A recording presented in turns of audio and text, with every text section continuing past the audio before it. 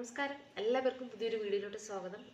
അപ്പം നമ്മളിന്ന് ഏതളപ്പം, ചിക്കൻ കറി, chicken fry എല്ലാം കൂടെ ചേർന്നിട്ടുള്ള ഒരു കോമ്പിനേഷൻ വീഡിയോ ആണ് ചെയ്യണത്.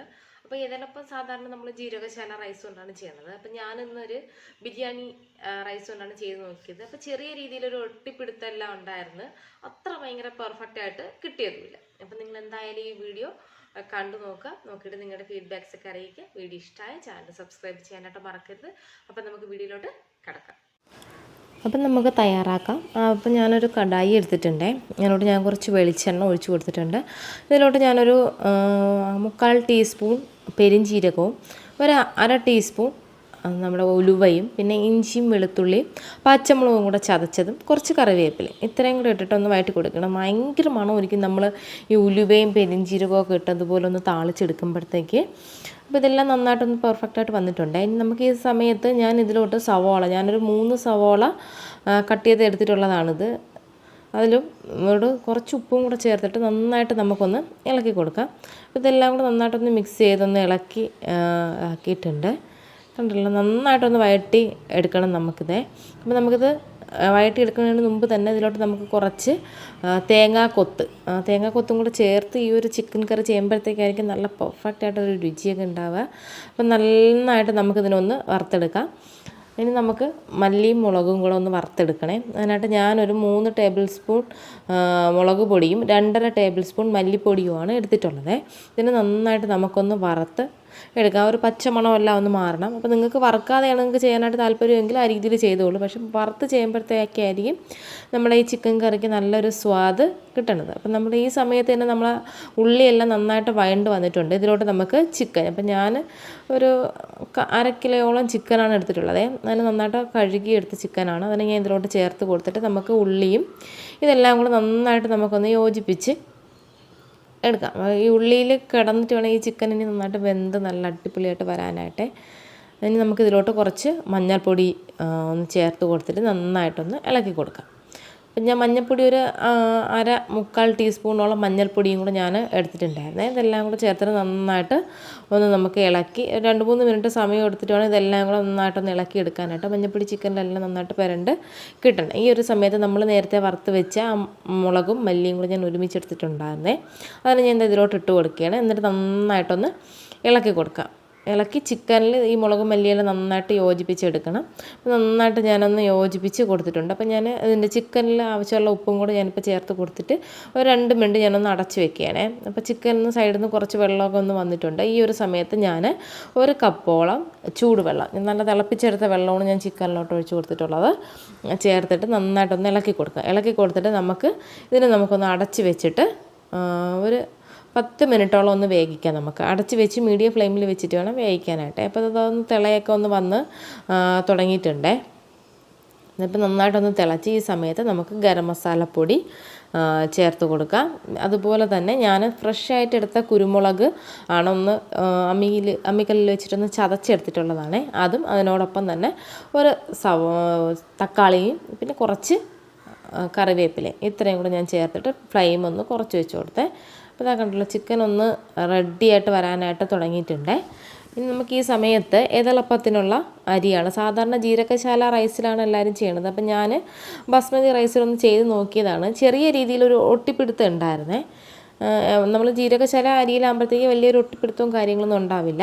അപ്പം ഞാൻ ഇതിളപ്പം തയ്യാറാക്കാനായിട്ട് ഞാൻ 1.5 കപ്പ് ബസ്മതി റൈസും അതിലോട്ട് ഒരു 2 ടേബിൾ സ്പൂൺ ചോറും പിന്നെ ഇത് അരച്ചെടുക്കാനായിട്ട് ആവശ്യത്തിന് തേങ്ങാപ്പാൽ കുറച്ച് ഉപ്പും കൂടെ ചേർത്തിട്ടാണ് അരയ്ക്കാനായിട്ട് വെച്ചത്. ഇതാ കണ്ടല്ലോ, ചിക്കൻ കറി നല്ല പെർഫെക്റ്റായിട്ട് സമയത്ത് വന്നിട്ടുണ്ട്. അപ്പോൾ ഞാൻ ഈ സമയം കൊണ്ട് തന്നെ നമ്മുടെ ഏതളപ്പത്തിനുള്ള കൂട്ട് അരച്ചെടുത്തിട്ടുണ്ട്. അപ്പം കുറച്ചൊന്ന് കട്ടിയായിട്ടാണ് ഇരിക്കുന്നത്. അപ്പം നമുക്കിതിലോട്ട് തേങ്ങാപ്പാൽ വീത്തിയിട്ട് നല്ല ലൂസാക്കിയിട്ട് എടുക്കേണ്ട ആവശ്യമുണ്ട്. അപ്പം ഞാൻ ഇതിലോട്ട് കുറച്ചും കൂടെ തേങ്ങാപ്പാൽ ഒഴിച്ചു കൊടുക്കുകയാണ്. എന്നിട്ട് ഇതുപോലെ ഈ ഒരു കൺസിസ്റ്റൻസിയിൽ ആക്കി എടുത്തിട്ടുണ്ട്.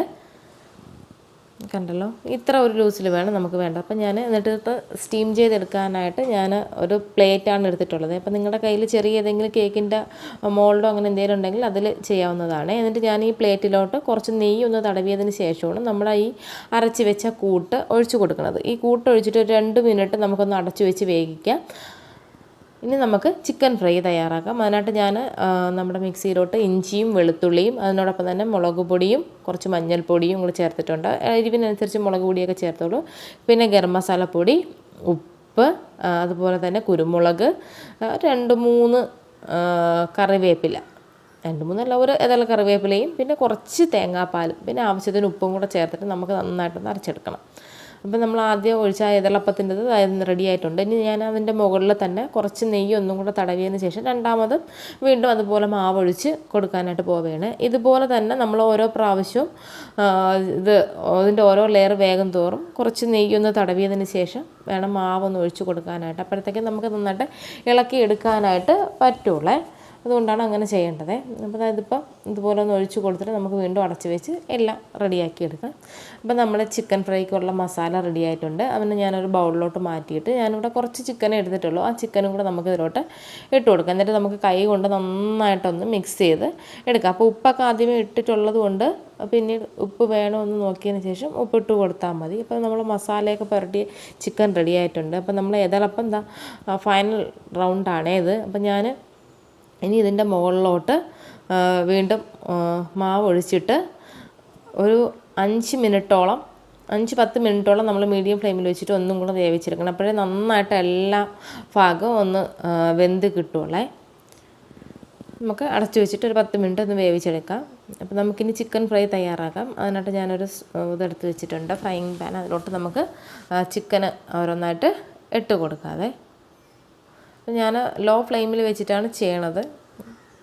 ഭയങ്കര ടേസ്റ്റി ആയിട്ടുള്ളൊരു ചിക്കൻ ഫ്രൈ ആണ്. നിങ്ങൾ ഉറപ്പായിട്ടും അത് ട്രൈ ചെയ്ത് നോക്കുക. ചിക്കൻ കറി ആണെങ്കിലും ഇപ്പം നമ്മൾ ചിക്കൻ ഒരു ഭാഗം ഫ്രൈ ആയിട്ടുണ്ട്, അതിനെ നമുക്കൊന്ന് തിരിച്ചിട്ട് കൊടുക്കുക. അപ്പോൾ ലൈറ്റിൻ്റെ ചെറിയൊരു ഇതുണ്ടായിരുന്നു.